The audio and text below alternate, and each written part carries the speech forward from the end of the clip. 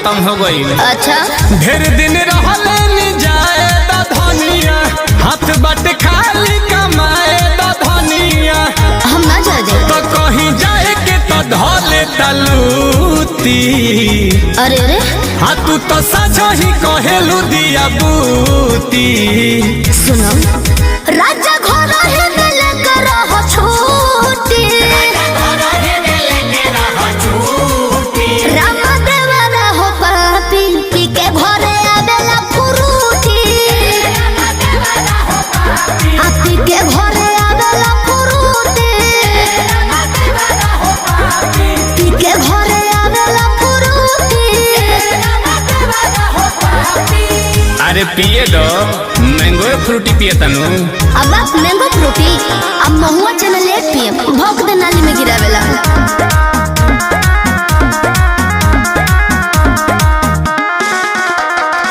लगेलू रानी तू रानी मुखरजी, तू ही बढ़ावलू मन कही कही देवर जी। तू ही ना धाई रहेलू कि देवर बबुआ हमें हो। लगेलू रानी तू रानी मुखरजी, तू ही बढ़ावलू मन कही कही देवर जी। ए जी हमरा इज्जत पदो होता धापा, ए बबुआ के पापा हो। बाहु बोली बनल फिरता रो बहरी, बाघर ही कटापा हो। कहे ही बेरा लोला ओकर कूटी।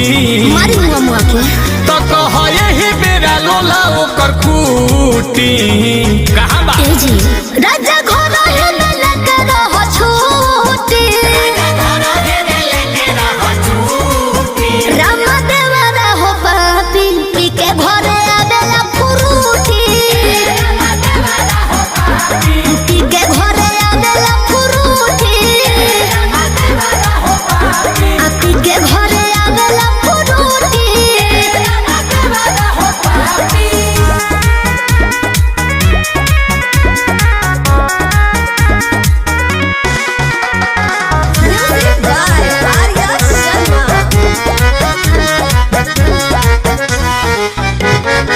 अधिका जे रात में करता उत्पात हो, आंसू से करता नी बेला ना से बात हो। ते ही चढ़ा के रखले बड़े सब हमारे दोस्त बात तू हो। अरे अधिका जे रात में करता उत्पात हो, आंसू से करता नी बेला ना से बात हो।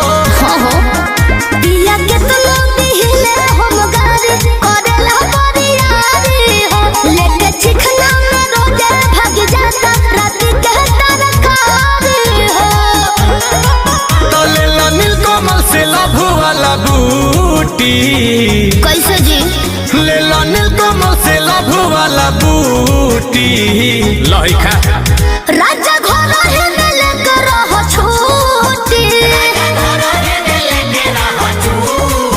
राम देवरा हो पापी पी के घरे आवेला फुरूटी। पी के घरे आवेला फुरूटी, पी के घरे आवेला फुरूटी। अब हमारे को निकले दो, कंपनी से फोन आवता। हेलो जी हकीम, काल के पहुंचता नहीं दी हम बताए तो। हेलो सर जी गोड़ लगता नहीं, छोड़ दी 10 दिन बाद ही भेजो।